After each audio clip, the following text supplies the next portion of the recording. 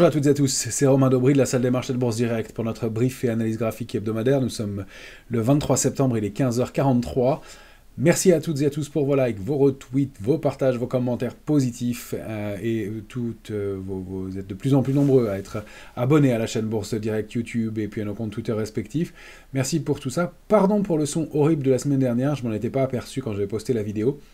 J'ai un problème de changement pour tout vous dire, vous serez dans la confidence de périphérique selon les médias que j'utilise pour enregistrer, et il y a un paramètre qui avait sauté, que j'ai remis à jour cette fois-ci, et j'ai bien vérifié le son, il sera bon.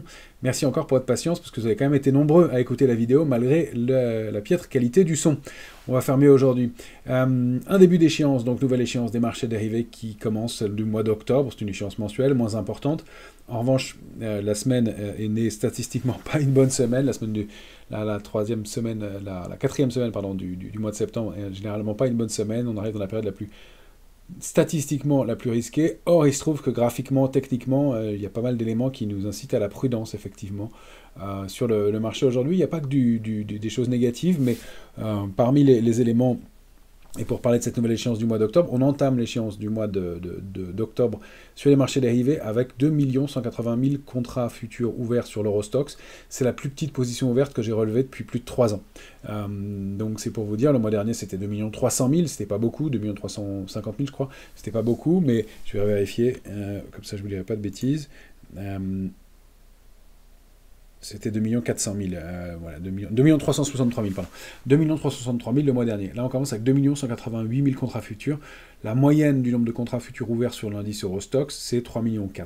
Ça traduit quoi, ce nombre de contrats futurs, hein? Je rappelle, pour ceux qui ne sont pas familiers du principe, que si le nombre d'actions d'une société en circulation est fixe, sauf opération sur titre, ajustement pour une opération sur titre, augmentation de capital et autres, mais quelque chose de ponctuel qui va changer de façon structurelle le nombre d'actions en circulation, c'est un jeu à somme nulle et le nombre d'actions disponibles varie, mais à des conditions et à des moments très précis et rares.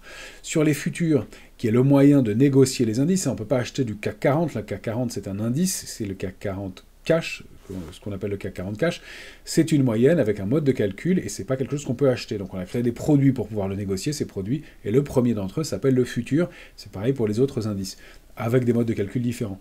Mais c'est pareil pour les autres indices. Eh bien, ce futur, le nombre de contrats ouverts, il ne dépend pas uniquement de la loi de l'offre et de la demande. Pour qu'il soit juste et qu'il ait une évolution qui corresponde à l'évolution du CAC 40 cash, eh bien, il faut que le nombre de contrats futurs soit réajusté.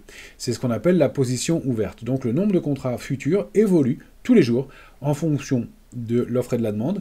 Et si acheteurs et vendeurs arrivent à se compenser, eh bien, le nombre de contrats et l'intervention des arbitragistes, des market makers qui sont là pour équilibrer l'ajustement entre le CAC 40 cash et le CAC 40 futur n'est pas nécessaire, mais quand eh bien, il y a un écart trop important, si un opérateur veut eh bien, arriver en force sur l'indice CAC 40 et acheter beaucoup de contrats futurs, l'arbitragiste va être obligé de lui vendre le nombre de contrats correspondants et aller se hedger, s'arbitrer en achetant les actions correspondantes sur le marché, ce qui va faire que l'ajustement entre l'indice et le futur va être toujours d'un écart constant.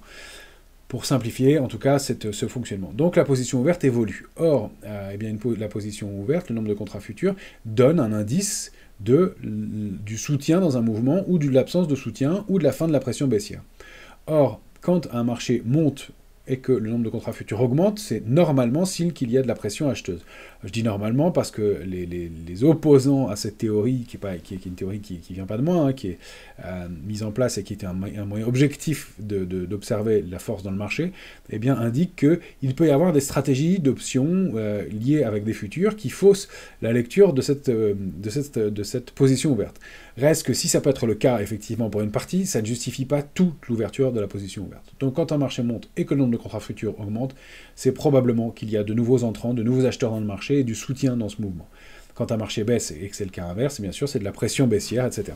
Le fait est que là, sur ces niveaux de marché, au-delà de 4900 points ou autour de 4900 points sur l'indice Eurostoxx 50, on a une position ouverte qui est très nettement inférieure à ce qu'on a connu par le passé, 2 188 000 contrats futurs. On entamait l'échéance du mois de septembre, d'août 2022 avec 4 500 000 contrats futurs, 4 500 000. Donc vous voyez, on a des écarts et l'Eurostoxx était beaucoup plus bas à ce moment-là. Donc c'était des shorts en l'occurrence qui avaient mis de la pression baissière. Donc en l'occurrence, l'occurrence, là, on est beaucoup plus haut sur le marché, on n'a pas de pression baissière à ce stade, mais on n'a pas d'intérêt acheteur, et il y a 30% de la position ouverte, un tiers du nombre de contrats futurs qui n'ont pas été reconduits sur le mois d'octobre. Donc on est en haut de marché, ou quasiment sur les plus hauts, avec un intérêt qui est très modeste, et des acheteurs ou des opérateurs qui ne reconduisent pas leur position, acheteurs ou vendeurs, qui ont décidé de laisser le scénario ouvert. Alors on sait pourquoi, hein, en partie, c'est parce qu'on n'a pas beaucoup de visibilité quant à la saison des publications, qui va être le dernier baromètre, le dernier élément de la course de haie de cette séquence de rentrée, puisque on a eu Jackson Hole, on a eu Nvidia, on a eu les deux banques centrales qui sont comportées pour la BCE comme on l'attendait sans surprise, pour la Fed qui avait bien préparé finalement les opérateurs à cette baisse de taux de 50 points de base. On peut discuter de la bonne nouvelle ou pas de cette baisse de taux de 50 points de base, effectivement, et le comportement des opérateurs au moment de cette baisse de taux a été assez mitigé. On a vu une hausse au moment de l'annonce, puis une clôture des indices américains en baisse, et puis le lendemain, ce qu'on évoquait ensemble dès le jeudi soir, le fait que bien on n'était pas à l'abri que ce mouvement de hausse ne soit un mouvement technique lié à l'échéance des marchés dérivés du mois de septembre, qui elle est une échéance majeure avec des intérêts importants. Et donc de se demander si on n'avait pas un risque de ce côté-là, que la hausse ne soit pas très étayée. Or, ça semble être le cas. Si sur les indices américains, l'intérêt reste constant, il n'est pas énorme, mais il est relativement constant, on verra demain comment va évoluer la position ouverte vraiment, si quelle partie de cette position ouverte a été reconduite ou non. Sur l'Eurostoxx, c'était 30% quasiment qui n'a pas été reconduit. Sur le CAC 40, on reste de toute façon à des niveaux de position ouverte qui sont extrêmement faibles et des initiatives qui sont très basses. Donc on a un risque dans cette période de l'année en termes de calendrier, en termes de comportement, et puis du côté des options, on a un ratio de couverture qui est relativement important sur le CAC 40, qui donne un niveau de prudence, mais sur les niveaux actuels. On constate que sur l'indice CAC 40, le point à ne pas enfoncer, c'est 7263, on va aller le regarder tout à l'heure.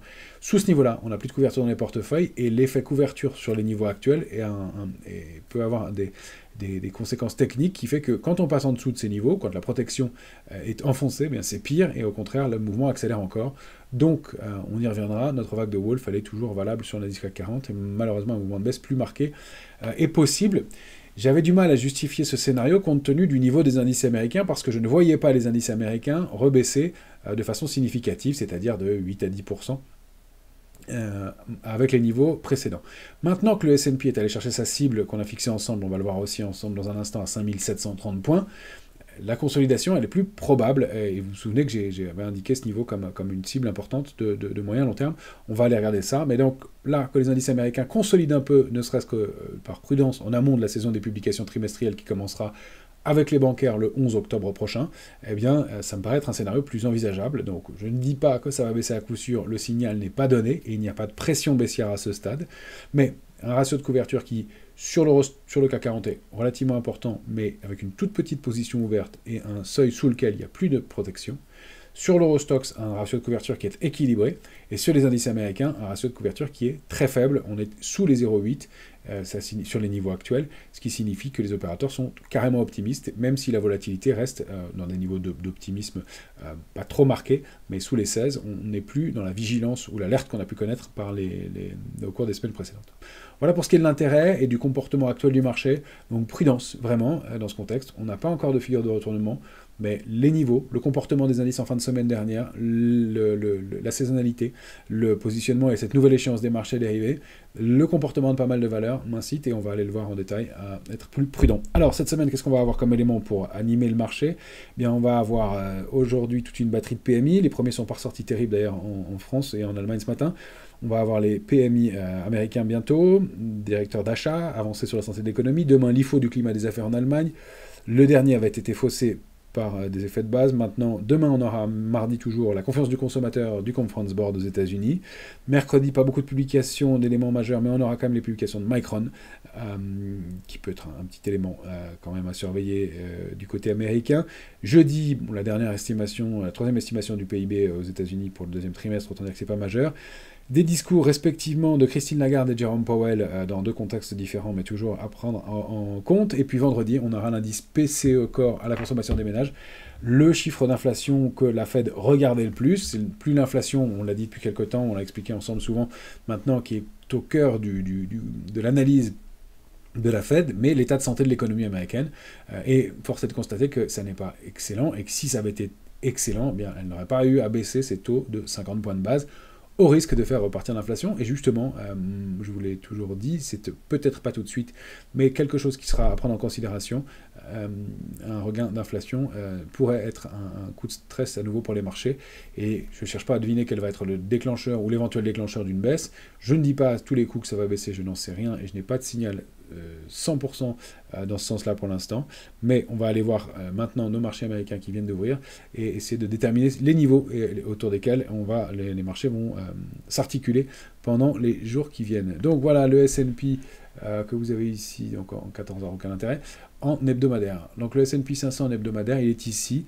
Eh bien, ça fait longtemps qu'on se parle, qu'on se suit. Vous vous souvenez que ce niveau de 5730, c'est un niveau de très long terme. Je vais dézoomer une bonne fois pour vous montrer les niveaux d'indice sur le S&P. Vous vous souvenez qu'on avait essayé de mettre des gradations sur l'indice S&P 500. Moi, je disais en 2022 que c'était probablement une période de peur et d'accumulation dans cette zone-là, que octobre 2023 était une période de scepticisme et de renforcement de ces positions-là, et que depuis qu'on avait passé 4450, 4500 points, eh bien on entrait dans une phase d'optimisme sur le S&P, et j'avais donné comme gradation, ça n'est qu'un niveau de gradation, hein, c'est subjectif, c'est moi qui l'ai fixé, je peux me tromper bien entendu, et voilà, mais qu'à partir du moment où on allait atteindre 5733, déjà ce serait une résistance importante, 5730, j'en parle depuis le mois de mars dernier au moins, et même depuis la formation de cette structure de retournement de long terme, hein, mais étant un niveau important. On l'a atteint pile la semaine dernière, 5733, et je disais qu'à partir de là, au-dessus, on pouvait construire et arriver dans l'euphorie. Alors l'euphorie, attention à ce qu'on appelle l'euphorie. L'euphorie, elle peut durer longtemps. Tous les points de retournement majeurs du marché, ils ne sont pas formés en 15 jours. Si on regarde 2022, c'était un peu plus rapide, mais c'était quand même quelques mois. Si on regarde dans le passé, l'indice S&P, les retournements majeurs de tendance, que ce soit bien la bulle Internet, c'était bien loin, hein, de 99-2000, le retournement il s'est fait entre 99 et 2000, sur un an. Et l'euphorie, on pouvait dire qu'on y était à partir de là. Mais il a fallu un temps pour que bien, les grosses mains commencent à sortir leur position, que l'état d'esprit change, etc. On voit la même chose lors de la crise des subprimes en 2007-2008. Ça a commencé, on peut dire, en mars 2007, ou en tout cas l'excès est allé se former après, en mai 2007, mais le retournement, il a mis du temps à se mettre en place. On a eu d'ailleurs ici le fameux rebond du chat mort, hein, ce rebond pas étayé. Je ne suis pas très zoomé, vous ne voyez peut-être pas très bien. Mais voilà, donc voilà, des mouvements qui mettent du temps. Donc je dis que là, on pourrait atteindre un niveau d'euphorie et rentrer dans une séquence de dernière vague de hausse qui peut durer plusieurs mois, hein, très largement, et même jusqu'en 2026, pourquoi pas, mais avec un mouvement de hausse qui peut encore emmener l'indice bien une quinzaine de pourcents plus haut, au-delà de 5730, on peut envisager les extensions que je vous ai indiquées là, 4-5%, et pourquoi pas une quinzaine de pourcents, puis même au-delà de ce canal haussier, 15 à 18%, et puis que le marché arrondisse et stagne avant de partir franchement à la baisse. Donc je ne dis pas que le marché est en euphorie, je dis que là on arrive à des niveaux, en termes de comportement, où on va pouvoir commencer à considérer l'euphorie, ce qui ne veut pas dire qu'on ne reste pas acheteur et constructif dans cette séquence de marché, et je vous montre pourquoi maintenant. Parce que on a un indice qui est allé chercher parfaitement, on en parlait ensemble jeudi, avant que l'indice n'y aille, aller chercher parfaitement sa cible, hein, à 5733,82, je vous avais donné comme cible, vous pourrez regarder la vidéo de jeudi, plus haut 5733,57. On a bien dupliqué le range, 4957, 5346 par le haut, et ça nous a permis d'avoir cette cible au-dessus, et donc de voir une extension qui était intéressante, et qui manifestement sera un plafond de verre. Alors, si on déborde 5733, les extensions, 5873, 5964, pourquoi pas dans un premier temps. Après, on a les extensions plus lointaines que je vous ai montrées, ça c'est le S&P en hebdomadaire que vous avez ici. Maintenant, que le S&P cale un petit peu sur les niveaux actuels après une belle séquence de rebond, un beau trou d'air au mois un beau trou d'air au mois de juillet, août, un rebond marqué, une conso, et ensuite une latéralisation, pourquoi pas. Ce serait pas très gênant, et on pourrait tout à fait envisager que le S&P, bien sur les niveaux actuels, rebaisse, aille rechercher le bas de son range et perde 6, pourquoi pas 8 à 10%, sans remettre en cause la tendance actuelle, avec des risques de retournement, pourquoi pas, mais qu'il aille consolider ou latéraliser. C'est une possibilité, et ça permet, si vous voulez, d'envisager un scénario de baisse plus marqué sur les indices européens que je n'arrivais pas à justifier précédemment. Mais cette fois-ci, on est allé assez loin à la hausse pour que je puisse anticiper, comprendre ou valider un scénario plus baissier sur l'indice parisien. Et donc, tout ça colle assez bien, d'autant plus qu'on entame une nouvelle échéance technique des marchés dérivés. Vous voyez que l'humeur est à l'indécision en ce début de semaine et en ce début de nouvelle échéance. Pour l'instant, on a une toute petite toupie, un tout petit corps au milieu, avec des toutes petites mèches de chaque côté, pas beaucoup d'initiatives. Alors on va les zoomer en journalier. On a eu en haut de marché ce comportement qui est quand même pas extraordinaire au moment de l'annonce de la baisse des taux de 50 points de base. On paye sur l'annonce, on repart en baisse et on clôture finalement en baisse le mercredi 18 septembre. Pour ouvrir le lendemain sur ce phénomène que je considérais et dont le risque était d'être technique, pour aller chercher une résistance parfaite à 5733 points, et puis cette toupie, pareil d'indécision, derrière ce petit pendu à côté, un gap qui a été comblé, et puis on ouvre aujourd'hui avec de l'indécision. Alors, encore une fois, tant qu'on est au-delà de 5707, 5733, on peut continuer à la hausse, aller chercher des extensions. Il y en a peut-être des plus petites, je peux vous les donner tout de suite, hein. Ça va être 5638 dupliqué 5733 dupliqué par le haut, on va avoir notre prochain target aux alentours de 5830, 831, possible extension, pourquoi pas, et la zone 5831, 5873 est envisageable, on n'a pas encore eu d'alerte, même si, encore une fois, ces petites bougies ne donnent pas un momentum fort, ce comportement au moment de l'annonce non plus, et l'aspect technique, encore une fois, n'est pas à négliger. Donc attention, prudence avec ce niveau-là. Pour l'instant, rien de décidé. Encore une fois, c'est est-ce qu'on 5638, et là on a des chances d'accélérer à la baisse, ou est-ce qu'on arrive à déborder 5733? On est vraiment entre deux eaux. On a cette zone de 5638, 5733, d'une centaine de points de latéralisation, qui va nous en dire plus, et au sein de laquelle le comportement va être intéressant. Si on va regarder notre Nasdaq, le comportement il est quasiment équivalent, hein. On a cette bougie d'indécision, ce petit pendu, et puis pour l'instant, toujours bougie d'indécision de la même façon. Pareil sur le Nasdaq, si on était trop bas, j'aurais du mal à justifier une consolidation. Là, le Nasdaq, il peut tout à fait aller consolider, perdre 5, 6, 8% sans problème, aller chercher la borne basse de son canal haussier, hein, de long terme, au sein duquel il évolue depuis maintenant plusieurs mois. Et sans remettre en cause la tendance, et même jouer donc un peu de prudence, un peu de latéralisation, avant les publications des chiffres des publications trimestrielles, encore une fois, qui débuteront le 11 octobre. Je rappelle que le point bas qu'on a été formé là à 17 440 points, c'était le 5 août dernier, hein. C'était il n'y a pas si longtemps que ça. Donc latéraliser à l'intérieur de cette zone pendant quelques temps n'a rien d'extraordinaire, d'autant plus qu'on a encore de l'incertitude. Donc voilà pourquoi, si on arrive à repasser 19 908 en clôture, bien, on réactive la dynamique haussière, d'autant plus que ça a été un niveau infranchi depuis la mi-juillet, sur lequel on avait buté dans le rebond du 22 août. Donc le franchir, c'est confirmer une possibilité d'extension haussière. Donc intéressant. On va aller voir ensuite l'indice de VIX, le VIX de la volatilité sur les indices américains. Pour l'instant, on ouvre encore en baisse aujourd'hui. On est en bas de la zone d'optimisme. On avait payé un peu la volatilité ce matin. Elle redescend doucement. Elle est en hausse de 0,37 toujours, à un niveau de 16,23. On est toujours dans cette zone, 15,40, 18,36. Optimisme, on n'est pas complaisant. Même si on est franchement optimiste, on n'est pas complaisant. Et la tendance est plutôt à la baisse sur la volatilité. Attention au retour de la volatilité au-delà de la médiane de la zone d'optimisme qu'on pourrait fixer autour de 17. Le débordement de 17 serait un premier warning, un premier signal d'alerte pour aller chercher 18,36 et puis la zone de vigilance avec 21,62 et donc un mouvement de baisse. En revanche, en attendant, on peut continuer notre parcours baissier sur la volatilité, pourquoi pas, et retourner en direction de 15,40. On verra le comportement à ce niveau-là. Et si on retourne en zone de complaisance, ce qui rendra évidemment les choses encore plus dangereuses. Pour ce qui est de l'Eurostoxx, eh bien, on avait laissé ce petit cap baissier, voilà, il a été comblé, on s'en doutait donc dès vendredi dernier.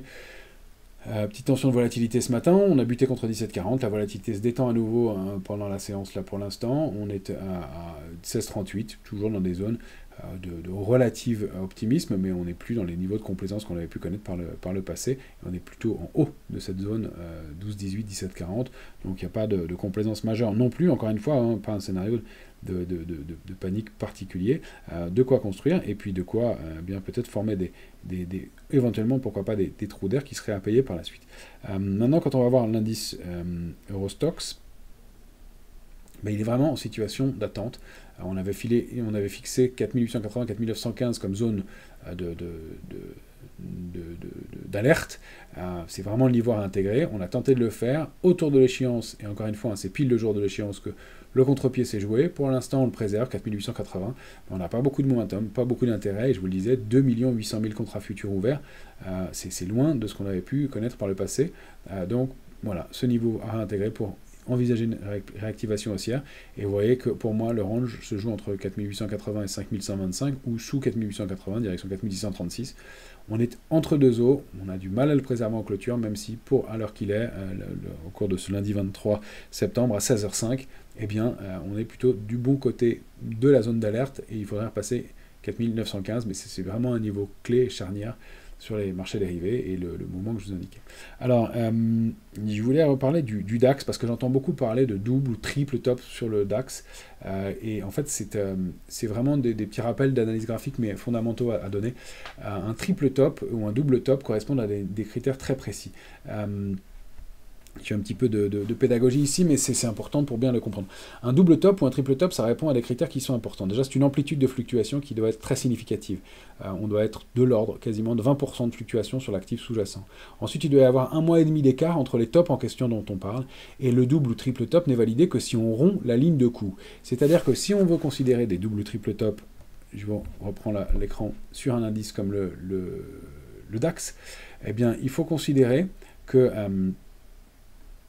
on va rompre la ligne de coup, donc le plus bas récent ici, et qu'on peut avoir un mouvement de 20% de baisse sur le DAX, maintenant. Alors je ne dis pas que ce n'est pas possible, mais on a eu un sommet ici, ok, au mois de mai. On a eu un autre sommet ici, proche, sur les mêmes niveaux au mois de juillet. Mai-juillet, j'ai ma distance. Et pourquoi pas un autre sommet, 26 août, on a la distance d'1 mois et demi entre chaque sommet. Ça, c'était envisagé. Mais parler de triple top dès maintenant, ça signifie qu'on pense qu'on va aller rompre déjà une partie basse ici.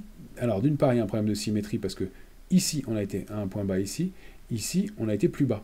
Donc, on n'a plus déjà cette structure propre à un retournement de triple top. Voilà. Donc, on peut envisager, et ça, je le conçois, et c'est d'ailleurs mon scénario principal en ce moment, l'idée qu'on rebaisse à ce niveau-là, voire qu'on aille chercher des extensions ici, ça ferait une dizaine de pourcents sur le DAX. Je n'explique pas à ce jour pourquoi on repasserait dans ces proportions-là, mais ça, je veux bien l'envisager dans le contexte actuel. Peut-être encore une fois qu'on pourra aller plus loin, mais je n'ai pas d'éléments pour étayer des scénarios qui nous enverraient à 20% de baisse sur le DAX, c'est-à-dire dupliquer cette figure par le bas et aller donc encore plus bas. Donc attention dans l'interprétation des signaux graphiques, 20% de baisse, ça renvoie ici, et ça, là, à ce moment-là, si on rompait la ligne de coup, ici, donc, puisqu'on a fait un point bas ici, donc la ligne de coup est située à 17 034, et 17 024, et bien là, on pourrait parler de double ou triple top, et on pourrait dupliquer par le bas cette figure, et donc aller chercher 20% de baisse environ, j'arrondis, hein, je ne vous fais pas le dessin en détail, pour aller chercher 14 900 points. Je ne dis pas que ce n'est pas possible, mais je dis qu'il faut faire attention quand on utilise ces termes-là, et les mots de double ou triple top, parce que ça implique des mouvements qui n'ont pas la même chose. Si on considère que cette zone-là est une zone de latéralisation, on n'a pas la même façon de gérer son portefeuille, et on peut supporter 10% de décalage sur un titre, ou un actif, on peut considérer que c'est une zone de latéralisation, on peut faire des arbitrages spéculatifs baissiers, mais on ne va pas alléger son portefeuille dans les mêmes proportions non plus, et on ne va pas avoir le même comportement, ni sur le même niveau. C'est-à-dire que si on pense que c'est un double top, ici, on va renforcer les positions baissières, on va penser que ça va être rompu, ici plutôt, voilà. Si on pense que c'est une latéralisation, on va avoir un comportement plus prudent à la baisse, on va prendre du bénéfice plus rapidement sur ces stratégies baissières, et on va envisager des rebonds sur ces niveaux-là, donc au contraire, étant des points d'entrée. Donc attention à cette interprétation-là, de même que si c'est moins flagrant sur le DAX, puisque le délai est respecté, sur le S&P, ça ne pas un triple top possible, puisqu'il y a un écart qui est au 15 juin, certes, ensuite un point haut qui est formé au 26 août, là j'ai mon écart en temps, mais ici, 26 août, 16 septembre, j'ai même pas un mois entre les deux, c'est pas un mois et demi, le mois et demi nécessaire pour qu'il y ait un triple top, dans le sens officielle des choses et du terme. L'analyse graphique correspond à des critères, et j'insiste, qui sont très précis, et c'est pour ça qu'elle fonctionne, c'est parce qu'on a des critères précis, parce qu'on a un comportement précis face à des statistiques et face à des figures qui ont été identifiées. Et donc en l'occurrence, on ne peut pas parler de triple top sur le S&P parce que l'écart avec le top d'ici, le top d'août et le top de septembre, pour l'instant d'ailleurs qui est en train d'être largement dépassé, ces tops-là, ne sont plus valables. Donc attention à ne pas appeler une figure par son mauvais nom, parce que ça veut dire aussi, si on parle de triple top sur le S&P, et je reprends le même exemple que sur le DAX, qu'on considère que la structure, eh bien c'est celle-ci, donc c'est point haut ici, point bas là, et qu'on va dupliquer ça par le bas. Encore une fois, je ne dis pas que ça n'est pas possible, je ne sais absolument pas ce qui se passe sur le marché, et donc on peut pouvoir descendre à 4500 points, 4600 points sur le S&P pour former un mouvement par rapport au cours actuel de baisse de 20%. J'ai du mal à étayer, à expliquer ce scénario-là aujourd'hui. Encore une fois, si on peut latéraliser ou consolider, il y a des choses fortes qui se passent sur les marchés américains. L'intelligence artificielle est en train de produire et de ruisseler sur d'autres secteurs. Donc il y a des chances que les éléments se poursuivent sur ces indices par la suite, mais encore une fois, peut-être après un mouvement de prudence et de consolidation avant ça. Donc attention, on ne peut plus parler de triple top sur le S&P, un top 2, pourquoi pas, avec cet écart suffisant entre les deux, d'une dizaine de pourcents, avec un écart important, et la ligne de coup se situant ici, on aurait pu parler de double top que si la ligne de coup ici était rompue. Ça n'est pas le cas à ce stade, au contraire, et donc encore moins du triple, puisqu'on est en train d'enfoncer et de déborder ces niveaux-là. Alors on peut tolérer un pourcentage de décalage, et les tops n'ont pas besoin d'être alignés au pourcent près, on peut même tolérer jusqu'à 5% de décalage sur les tops, c'est dire qu'il peut y avoir de la marge, mais là en l'occurrence, le point haut suivant est trop proche du point haut précédent, et donc on n'a pas la configuration classique d'un top, et donc pas d'un signal de retournement de tendance de long terme. Voilà, parenthèse pédagogique, mais qui a son importance fermée, parce que je l'entends trop souvent, et ça remet un petit peu les choses à l'heure sur ce qu'est l'analyse graphique, et les critères très précis qu'il implique pour que ça fonctionne bien, tout simplement. Alors, maintenant qu'on a regardé ça, je voulais faire quand même avec vous un petit focus sur notre indice CAC 40. On va aller prendre notre vague de Wolf sur l'indice CAC 40 cash. Elle reste toujours malheureusement valable. Pas, je ne m'en réjouis pas, je constate comment le marché se comporte et je l'observe. C'est obliqué, pas indispensable pour notre démonstration aujourd'hui. On avait donc un point haut en janvier 2022, point bas novembre 2022, point haut en vague 3 en avril. La vague 4 s'arrête bien entre la 1 et la 2, et on rebondit pour aller former un nouveau point haut, mais on réintègre l'oblique 1-3, ici, violemment au mois de juin dernier, et donc depuis, cette vague de Wolf est toujours plausible. Alors, on a déjà pas mal baissé sur l'indice CAC 40, et c'est cette zone 7376-7477 sur le cash qui va être vraiment clé. Sur le futur, le niveau vraiment d'alerte et de déclenchement, c'est 7250. On le retrouve d'ailleurs graphiquement probablement assez facilement. Voilà, cette zone ici, on va arrondir autour de ces niveaux-là, 250, qui va être vraiment un niveau à ne pas enfoncer au risque d'avoir un sell-off assez marqué sur les indices, l'indice parisien. Vous comprenez que maintenant, je peux l'envisager aussi, ce mouvement de consolidation, sur un indice comme le DAX, sur lequel un mouvement de baisse d'une proportion d'une dizaine de pourcents n'est pas déraisonnable et envisageable après une latéralisation. Mais pour l'instant, la sortie, elle se fait par le haut, et c'est plutôt à la main des acheteurs, même si, encore une fois, on déplore ce gros manque d'intérêt. Voilà pour la parenthèse. Alors, si on va zoomer sur notre indice CAC 40 futur, en 14 heures, pour ceux qui font des choses plus rapides, eh bien, on a on a un indice qui a tenté de réintégrer la zone 7566-7803. J'ai réajusté pour vous les niveaux sur l'échéance du mois d'octobre, maintenant. Donc ça, c'est le futur, bien sûr. 566-803, c'est la zone de neutralisation au sein de laquelle, je vous rappelle, le CAC avait consolidé post-annonce de la dissolution au mois de juin dernier, et sous lequel il avait accéléré à la baisse pour former ces points bas autour de 7050, 7060...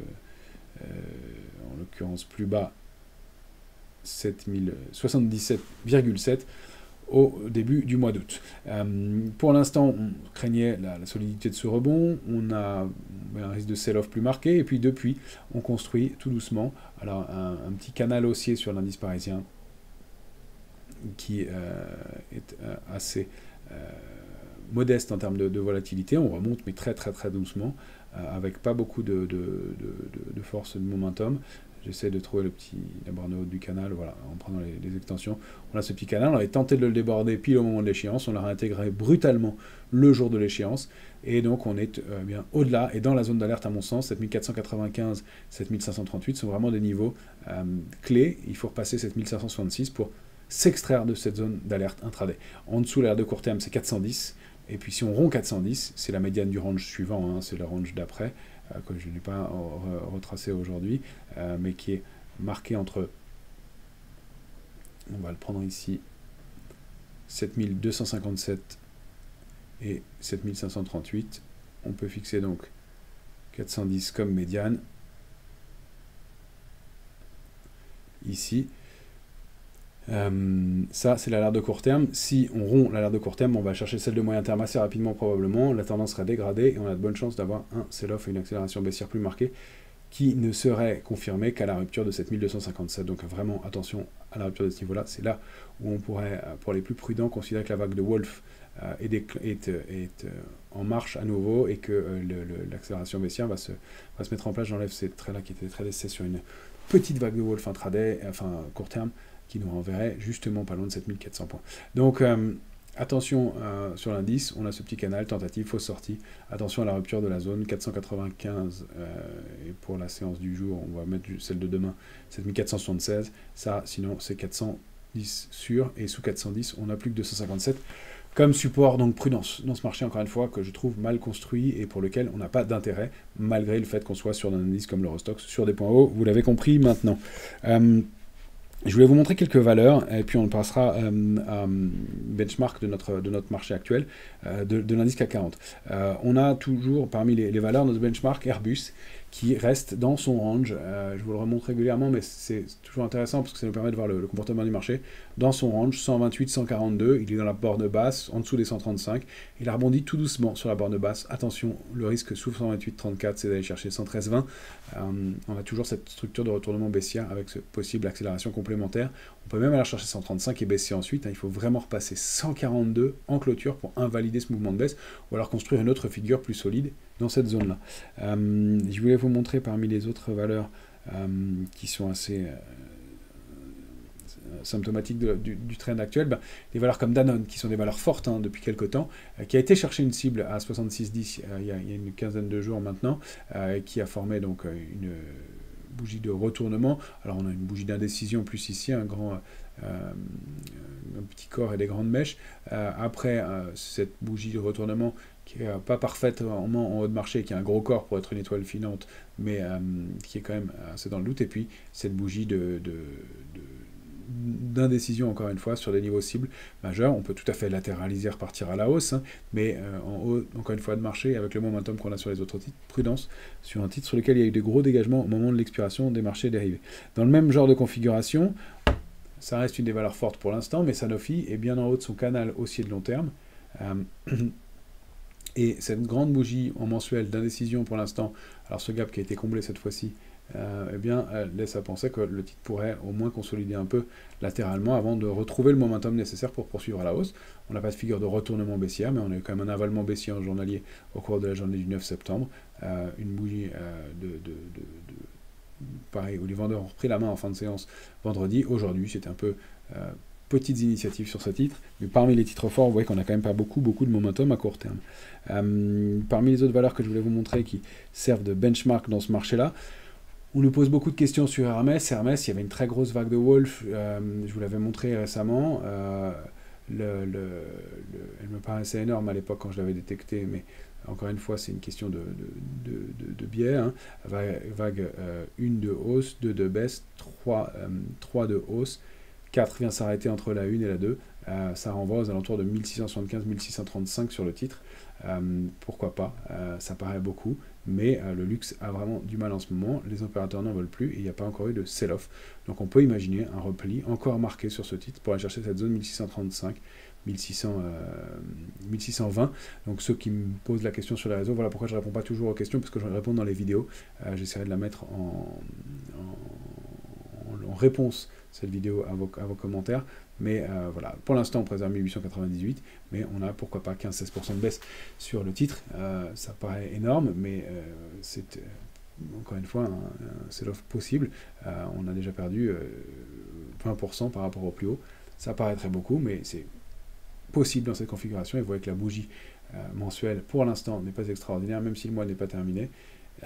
Mais on en approche, et on a toujours la borne basse de ce canal haussier qui peut permettre de défendre et de reconstruire autre chose, mais il faut repasser au moins 2022, 2101 ensuite, pour aller réactiver quelque chose, et pour l'instant, c'est pas des bougies de hausse marquée qu'on a ici, en tout cas, et plutôt de l'indécision, et des volumes qui ont été aussi lourds dans les mouvements de baisse, donc prudence sur Kering. En contrepartie, on a les titres qui sont en forme, comme Legrand, qui forme de nouveaux plus hauts en séance, nouveau plus haut historique en séance aujourd'hui, toujours haussier au sein de son canal haussier de long terme, donc ça c'est plutôt porteur. Schneider qui se comporte bien, j'ai même pas été fan des extensions, si on peut aller chercher des extensions jusqu'à 252, pourquoi pas, sur des titres qui surperforment. Elle reste au-delà de ces niveaux de résistance contre lesquels elle avait buté en mai dernier, et puis en juillet dernier. Vous voyez que là on aurait pu aussi parler de triple top, voilà, mais on n'a pas eu le trou d'air complémentaire qui fait qu'on est allé chercher le bas du range après ce point haut. Donc on n'a pas la bonne configuration, et vous voyez que ça peut se terminer par des mouvements haussiers quand même derrière, même si on bute sur des niveaux de résistance plusieurs fois. C'est pas là où il faut en déduire tout de suite ces mouvements de sommet et de retournement de tendance majeurs qui sont rares et pas toujours justifiés. On rappelle que la tendance ne se retourne qu'une fois, même si on peut craindre plusieurs fois que ce soit le cas. On a des titres comme STM qui sont toujours notre benchmark. Alors elle se comporte un tout petit peu mieux aujourd'hui, STM, des petites bougies de défense, mais encore une fois on n'a pas de figure de retournement haussière. Là c'est en hebdomadaire STM, là vous l'avez ici en journalier. Bon, en effet on est allé former un plus bas aujourd'hui encore une fois, et cette petite bougie qui pour l'instant indique un peu de réactivation. Donc des éléments intéressants à surveiller sur des titres comme ça. Notre Stellantis qui est notre benchmark, et puis après j'en passerai rapidement aux matières premières. Stellantis, elle réagit aussi, mais elle avait tenté de déborder 13 872, qui est vraiment notre niveau pivot qu'elle doit absolument préserver. Elle a rouvert vendredi en gap baissier sur fond de crainte dans le secteur de l'automobile. Pour l'instant, on stabilise en dessous, mais je vous rappelle que les chances d'aller plus bas et que la figure qu'elle avait formée maintenant est validée par une accélération baissière marquée au mois de juillet dernier est toujours valable. Il n'y a aucune invalidation, il n'y a pas de divergence particulière, et les volumes sont toujours plus lourds dans les mouvements de baisse. Donc les extensions baissières en direction de 12 249 et 10 22 sont probables. Invalidation dans un premier temps au débordement de 13,87 sur plusieurs clôtures, et puis surtout de 15,14, le niveau et le plafond de verre contre lequel elle a buté et contre lequel elle a réactivé sa dynamique baissière. Alors, pour faire un point rapide sur, je ne vais pas prendre l'ensemble des matières premières, mais un point rapide sur le cuivre, qui s'accroche toujours à son niveau de 4,30 avec la possibilité d'une sortie d'une petite structure de retournement haussière. On ne peut pas parler de double bottom ici non plus, on a touché un point bas une fois, deux fois, mais pas avec 1,5 mois d'écart. C'est un trading range, une latéralisation de laquelle on est en passe éventuellement de sortir par le haut pour aller chercher 4,45 puis 4,69, pourquoi pas, mais c'est pas mal, ça confirme. Et en revanche, là où il y en a des signaux très intéressants qui se cumulent, c'est le gaz naturel qui confirme et qui est en hausse de 6% à l'instant, avec donc une sortie de range importante, une accélération haussière marquée et un débordement d'un niveau technique majeur. On a aussi une vague de Wolf, vague 1 de baisse, 2 de rebond, 3 de baisse, 4 de rebond qui s'arrêtent bien entre 1 et 2, et une accélération baissière nouvelle. On passe sous l'oblique 1, 3 ici, et on la réintègre puissamment, et la hausse est encore plus marquée. Je le vois en même temps que vous, je découvre qu'elle est en hausse de 6% le gaz. On est rentré, nous, ce matin, à 2,47, on vaut déjà 2,60, donc le mouvement se confirme très franchement pour l'instant. Voilà les éléments que je vais vous montrer pour ce début de semaine. Un marché qui est compliqué, pour lequel on pourrait avoir peut-être, pourquoi pas, un regain de tension sur les matières premières, où on le découvre ensemble sur le gaz. Donc des éléments à surveiller de près, dans un marché qui est compliqué, qui est pour l'instant entre deux eaux, pour lequel la possibilité d'une baisse existe, vous l'avez compris. Pour l'instant, on n'a pas de signaux déclenchés, mais je reste assez sceptique et prudent, c'est plutôt mon scénario. Mais je serais prêt à l'invalider si on a réussi à s'affranchir des niveaux techniques qu'on a vus ensemble pendant plusieurs clôtures, et qu'on trouve de l'intérêt sur les marchés dérivés, puisque le scénario est ouvert, la position ouverte est très basse, en Europe en tout cas. Excellente semaine à toutes et à tous.